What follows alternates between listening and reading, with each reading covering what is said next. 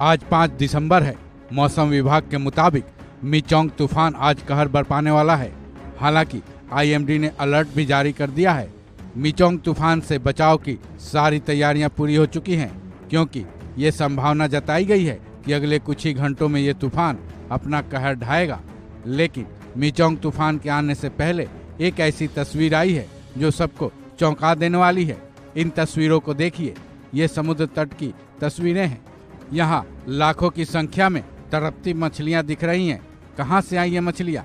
क्या मछलियों की बारिश हुई है या ये कुदरत का कोई चमत्कार है?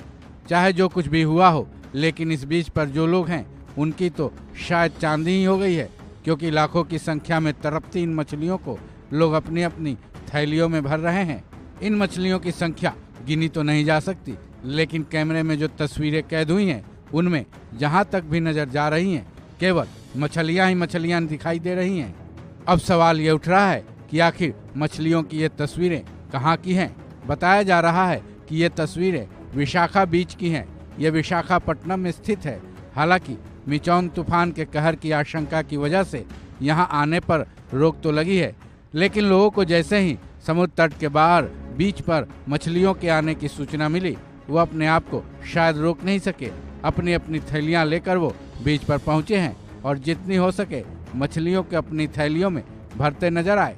सबसे बड़ा सवाल यह है कि लाखों में ये मछलियां बीच पर आई कैसे? इसके बारे में आपको खुद ही पता चल जाएगा जब आप इन तस्वीरों पर गौर करेंगे।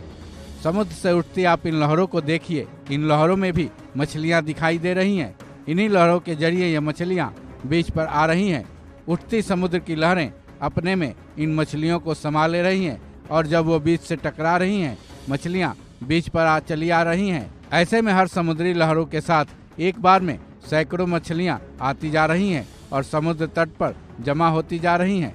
आईएमडी के मुताबिक मिचोंग तूफान का असर तमिलनाडु और आंध्र प्रदेश के कोस्टल एरियाज पर व्यापक रूप से पड़ने वाला है। आईएमडी के मुताबिक 5 दिसंबर मिचोंग तूफान के लिए बेहद अहम है।